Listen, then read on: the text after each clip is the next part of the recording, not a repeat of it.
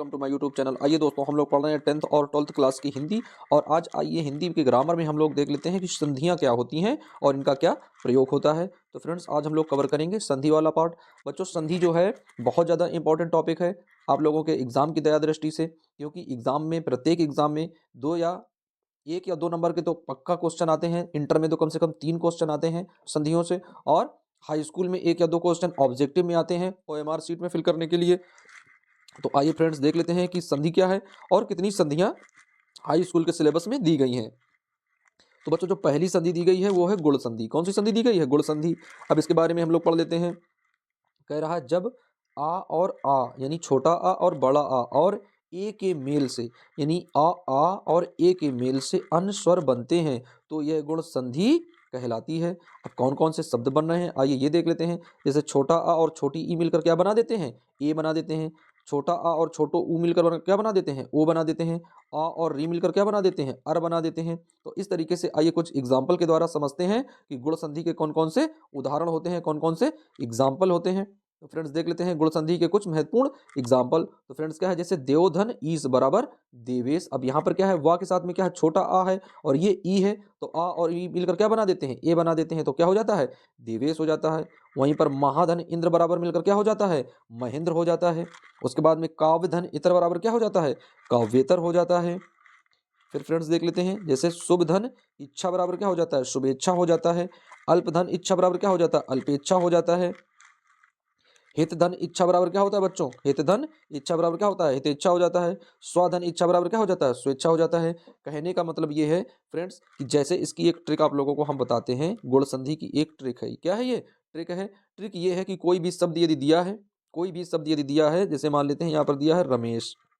क्या दिया है फ्रेंड्स? रमेश दिया है। तो हमें बीच वाले शब्द को देखना है। किसको देखना है? बीच वाले शब्द को देखना है। यदि उसमें ए की मात्रा लगी है या ओ की मात्रा लगी है तो वहां पर गुण संधि हो जाती है। कैसे हो जाती है आइए और समझ लेते हैं। जैसे मान लेते हैं दिया गया हो राकेश। क्या लिखा हो? राकेश। और कोई पूछ दे कि राकेश में कौन सी संधि है, तो बीच में क्या है? ए की मात्रा लगी है, तो इसमें कौन सी संधि है? गुण संधि है फ्रेंड्स। तो इस तरीके से जैसे कहीं पर बीच वाले शब्द में क्या है? जैसे लिखा हो महोत्सव। क्या लिखा हो? महोत्सव। तो अब बीच वाले शब्द में क्या है? ओ की मात्रा जुड़ी है, तो जहां पर ओ की मात्रा जुड़ी होगी वहां पर भी क्या होगा? गुण संधि हो जाएगी। तो इस तरीके से ये सब क्या उदाहरण थे? ये सब गुण संधि के उदाहरण थे। और इसकी ट्रिक क्या थी कि बीच वाला जो अक्षर है उसमें आ, ए और ओ की मात्रा, इन 3 मात्राएं होती हैं। आ, ए और ओ की मात्रा। तो आ, ए, ओ 3 मात्राओं के लिए कौन सी संधि होती है बच्चों? गुण संधि होती है। अब आइए देख लेते हैं यण संधि। तो फ्रेंड्स, देख लेते हैं यण संधि क्या है, आइए समझ लेते हैं। तो आइए बच्चों, देख लेते हैं कि यण संधि क्या होती है। तो यण संधि देख लेते हैं।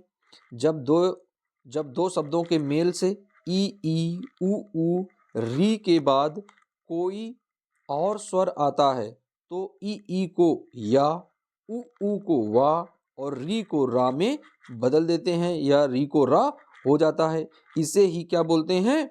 यण संधि बोलते हैं। तो आइए फ्रेंड्स, देख लेते हैं इसके क्या एग्जाम्पल होते हैं। तो यण संधि के उदाहरण देख लेते हैं बच्चों। क्या है? जैसे इति धन आदि बराबर इत्यादि, यदि धन अपि बराबर यद्यपि, अनुधन ऐषण बराबर अन्वेषण हो जाएगा। वहीं पर उपर धन उक्त बराबर उपर्युक्त हो जाएगा। प्रतिधन एक बराबर प्रत्येक हो जाएगा। नदी धन आगम बराबर नद्धागम हो जाएगा। तो फ्रेंड्स, इस तरीके से हम लोग क्या है सीख लेते हैं कि किस तरीके से यण संधि के कौन कौन से एग्जाम्पल हैं, यण संधि के कौन कौन से उदाहरण होते हैं। तो फ्रेंड्स, आई होप आप लोगों को यण संधि समझ में आ गई होगी कि यण संधि किस तरीके से बनाई जाती है। अब आइए बच्चों, देख लेते हैं इसकी नेक्स्ट यानी कि अयाद, या आप लोगों को एक ट्रिक और बताते हैं कि यण संधि का एक कौन सी ट्रिक है। तो आइए देख लेते हैं ट्रिक। यण संधि की ट्रिक क्या है बच्चों? तो यण संधि की ट्रिक है कि या, रा, ला और वा, इन चार शब्दों के पहले यदि कोई भी आधा अक्षर आए, यदि कोई भी क्या है? आधा अक्षर आए, चाहे वो या के पहले कोई आधा अक्षर आए, चाहे वो रा के पहले कोई आधा अक्षर आए, चाहे वो ला के पहले कोई आधा अक्षर आए, चाहे वो वा के पहले कोई आधा अक्षर आए, यानी इन चार वर्णों, इन चार अक्षरों के पहले यदि कोई आधा अक्षर आता है तो फिर वह संधि कौन सी हो जाती है? वह संधि बन जाती है यण संधि। जैसे इसके एग्जाम्पल क्या हैं, इसके एग्जाम्पल क्या हैं, जैसे यहाँ पर देख लेते हैं एग्जाम्पल क्या दिया गया, इत्यादि, यानी या के पहले क्या लगा है, आधा ता लगा है, तो इस वजह से यहाँ पर कौन सी संधि हो जाएगी, यड़ संधि हो जाएगी। तो फ्रेंड्स आप लोग ट्रिक याद रखिएगा कि या रा ला वा यानी चार, जो भी चार अक्षर हैं, इन चार अक्षरों के पहले यदि कोई भी आधा अक्षर आता है तो वो किस श्रेणी में आता है, यड़ संधि की श्रेणी में आता है। अब आइए बच्चों देख रहे हैं हम लोग कि अयाद संधि किसे कहते हैं, क्या हम लोग देख रहे हैं अयाद संधि किसे कहते हैं। तो आइए फ्रेंड्स पढ़ लेते हैं अयाद संधि। तो बच्चों अयाद संधि में क्या है कि जब ए और ए क्या है, जब ए और ए यानी ए ओ और औ के साथ कोई अन्य स्वर आता है तो ए का ए का आए और ओ का आओ और औ का आओ हो जाता है या बन जाता है, इसे अयाद संधि कहते हैं। यह स्वर संधि का एक उदाहरण है, यह स्वर संधि का एक उदाहरण है। आइए देख लेते हैं किस तरीके से ये शब्द बनते हैं। बच्चों ये बहुत ज़्यादा इंपॉर्टेंट है, कई बार एग्जाम में पूछे जाते हैं, चाहे वो एग्जाम हाई स्कूल का हो या फिर इंटरमीडिएट का हो, एक या दो क्वेश्चन प्रत्येक एग्जाम में संधियों से अवश्य पूछे जाते हैं, तो सभी बच्चे एकदम गौर कर पढ़ेंगे। फ्रेंड्स यदि कहीं पर दिया गया है ने धन अन, क्या दिया गया है बच्चों, ने धन अन, तो क्या हो जाएगा, नयन, क्या बन जाएगा बच्चों, नयन।